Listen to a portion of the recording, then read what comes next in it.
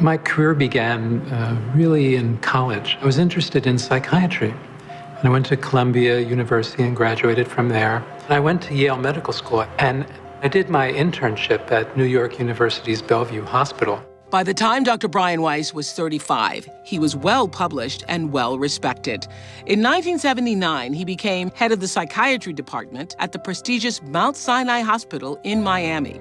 Dr. Weiss was one of the stars in his field. It was then that he took on a new patient named Catherine. She was suffering from panic attacks, phobias, fears, nightmares. She had begun sleeping in a large closet in her apartment because of fear.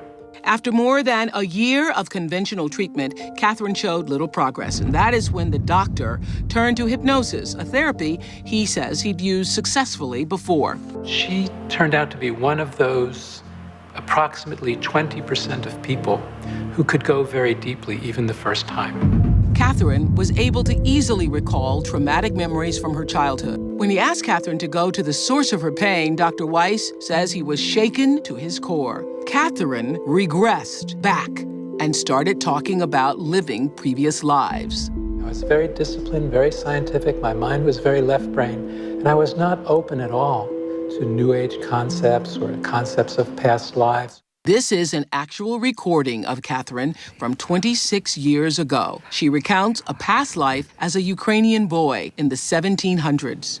1758. I just see a child, a boy. His clothes are raggedy. He's cold.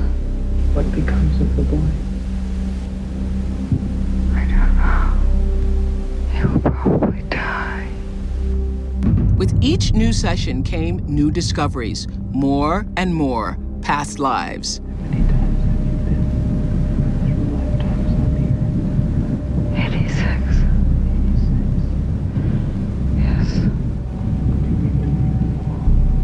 I will.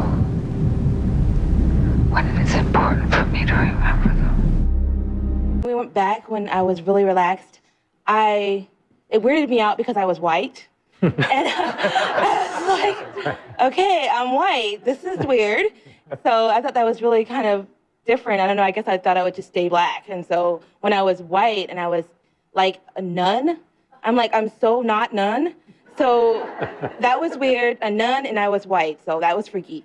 But it was good. And the woman who's the white nun, yeah, I know it's... So not none. Not nun, right?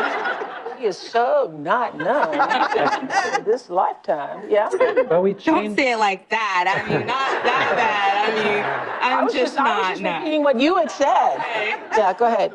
But we change race, we change religions because we have to learn from all sides. Souls don't have those characteristics. So we're all connected. It's not about color, race. Sometimes we have to be nuns or those because we learn to live spiritual lifetimes. But we've all been black, we've all been white, we've all been brown, we've all been red. We've been everything because we have to learn from all sides. So that's a very common thing. I was actually a Native American, and I was sitting there, and I don't have children, and every time you took me back, I had children, and it was very emotional to me. And the first time we were murdered, and I had my children there, and they were alive, and I think I so desperately want children that, you know, every single time you took me back, I had children, and they lived and I died. Interesting. Dr. Weiss, any comments?